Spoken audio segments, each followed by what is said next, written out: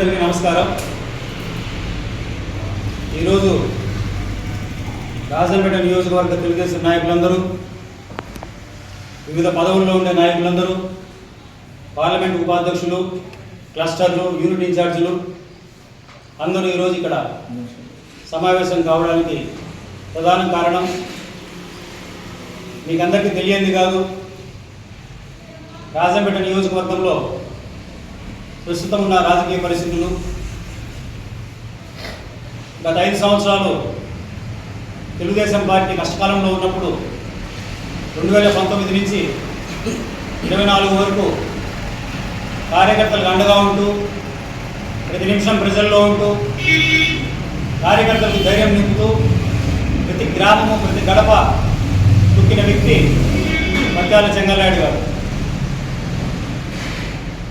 చివరి నిమిషంలో ఆయన టికెట్ కోల్పోవడం, ఆ తర్వాత అదే టికెట్ రాయచోటికి చెందిన సుభాష్ బాలసుబ్రహ్మణ్యం గారికి ఇవ్వడం, ఆయన 7,016 ఓట్లతో ఓడిపోవడం, ఇదంతా చరిత్ర, అందరికీ తెలిసిన విషయమే. ఆ తర్వాత జరిగిన పరిణామాల గురించి ఒకసారి ఆలోచిస్తే, ఓడిపోయిన సుబ్రహ్మణ్యం గారు రాజంపేటలో కొద్ది రోజులు ఉండడం, ఆయనకు పార్టీ అధిష్టానం అధికారికంగా ఇన్ఛార్జి ప్రకటించకపోవడం, ఒక 5-6 నెలలు ఆయన రాజంపేటలో ఉండి తిరిగి ఆయన గమ్యస్థానానికి వెళ్ళిపోవడం మనందరికీ తెలుసు. రాయచోటి పరిమితం కావడం మనందరికీ తెలుసు. ఇప్పుడు రాయచోటికి ఆయన వెళ్ళిపోయిన తర్వాత రాజంపేటలో కొత్త సమస్యలు మొదలైనవి. అంతవరకు ఇన్ఛార్జిగా ఉన్న బత్తాల చెంగల్నాయుడు గారు ఆయన కోడూరుకు వెళ్ళిపోవడం, కోడూరులో ఆయన జనసేన గెలుపు కోసం కృషి చేయడం, కోడూరులో ఆయన జనసేనని గెలిపించడం మనందరికీ తెలిసిందే. చంద్రబాబు గారి ఆదేశాలతోనే ఆయన కోడూరుకు వెళ్ళిపోయాడు. దానివల్ల క్యాడర్ అందరూ సుబ్రహ్మణ్యం గారు ఇక్కడ ఉంటారు, ఆయన ఇన్ఛార్జిగా వస్తారు, అధికారికంగా ప్రకటిస్తారని చెప్పి అందరూ ఉన్నారు. మరి ఏం జరిగిందో ఏమో, ఓడిపోయిన వ్యక్తికే ఇన్ఛార్జ్ అని మొదటి నుంచి ఉండింది సాంప్రదాయం.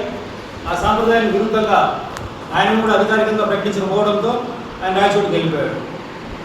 ఇప్పుడు రాజంపేటలో ఇన్ఛార్జ్ అనేది ఒక పెద్ద సమస్యగా తయారైంది.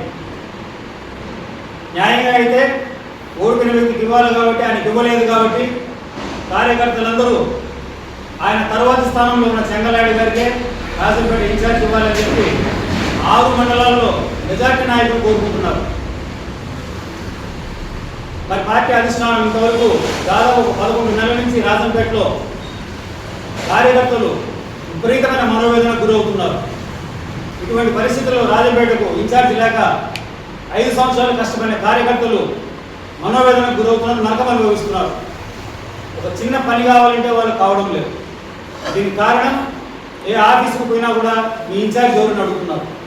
ఇది ఒక పెద్ద సమస్యగా తయారైంది రాజంపేట నియోజకవర్గంలో. ఇది అందరికీ తెలిసిన విషయమే. ఇటువంటి పరిస్థితుల్లో మా ఉద్దేశం ఏంటంటే, మా డిమాండ్ ఏంటంటే, సుబ్రహ్మణ్యం గారికి ఇస్తే ఇన్ఛార్జి ఓకే, ఓడిపోయిన వ్యక్తి కాబట్టి, ఆయన పర్మనెంట్గా రాయచోటికి వెళ్ళిపోయాడు కాబట్టి, ఆయన తర్వాతి స్థానంలో 5 సంవత్సరాలు కష్టపడిన చెంగల్నాయుడు గారికి రాజంపేట ఇన్ఛార్జ్ ఇవ్వాలి. ఇది రాజంపేటలో 6 మండలాల్లో మెజార్టీ నాయకుల డిమాండ్. మేము అధిష్టానం దృష్టి కూడా ఇదే తీసుకెళ్ళినాం. 6 మండలాల్లో మేము ఈరోజు మీటింగులు పెట్టుకున్నాం. గత 10 రోజుల నుంచి ఈరోజు ఇక్కడ కూడా సున్నపల్లిలో కూడా ఒక మీటింగ్ పెట్టుకున్నాం. ఇకపోతే పార్టీ అధికారికంగా ఎవరిని ఇంతవరకు ఇన్ఛార్జ్ ప్రకటించలేదు. రాజంపేట నియోజకవర్గంలో ఇన్ఛార్జ్ పోస్టు ఖాళీగా ఉంది. ఇప్పటికి కూడా ఆన్లైన్లో కొడితే రాజంపేట ఇన్ఛార్జ్ అని కొడితే బత్యాల చెంగల్నాయుడు వస్తుంది. దీనికి కారణం 2019 నుంచి పార్టీ రికార్డ్స్లో ఆయనే ఇన్ఛార్జ్గా ఉన్నాడు.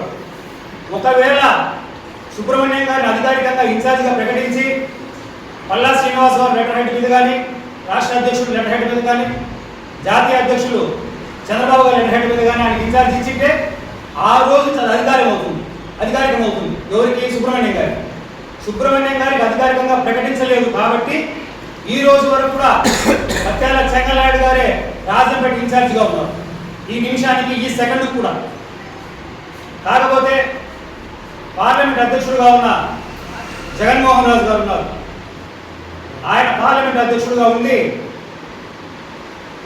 ఆయన పరిధిలో 7 నియోజకవర్గాలు ఉంటే, అటు రాజంపేట కావచ్చు, కోడూరు కావచ్చు, రాయచోటి, తంబలపల్లె, పీలేరు, మదనపల్లె, పుంగనూరు 7 నియోజకవర్గాలు ఆయన పరిధిలో ఉంటే కేవలం రాజంపేటలో ఆయన దృష్టితో ఉంటుంది.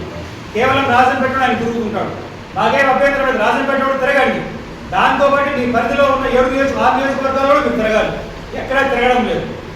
తిరగకపోగా ఈ మధ్య నేనే ఇన్ఛార్జ్ అని చెప్పి ఆయన అఫిషియల్గా పేపర్లలో వేసుకుంటున్నాడు. సోషల్ మీడియాలో కూడా కొంతమంది ఆయన వర్గీయులు ఆయన ఇన్ఛార్జ్ బదులు చేస్తున్నారు. ఇది ఖచ్చితంగా పార్టీకి విరుద్ధం. చంద్రబాబు నాయుడు గారు ఇస్తేనే ఇన్ఛార్జ్, ఆయన లెటర్ హెడ్ మీద ఇస్తేనే ఇన్ఛార్జ్. ఆయన ఇన్ఛార్జ్ ఇవ్వనప్పుడు మీరు ఏ విధంగా ఇన్ఛార్జ్ వేసుకుంటారు? ఇటీవల మహానాడు జరిగినప్పుడు రాజంపేట అబ్జర్వర్ దుర్గాప్రసాద్ గారు వచ్చి మహానాడు వరకు తాత్కాలిక ఇన్ఛార్జ్ జగన్మోహన్ రాజు స్పష్టంగా చెప్పినాడు. ఆ వీడియో కూడా మా దగ్గర ఉంది. తాత్కాలిక ఇన్ఛార్జ్ జగన్మోహన్ రాజు గారు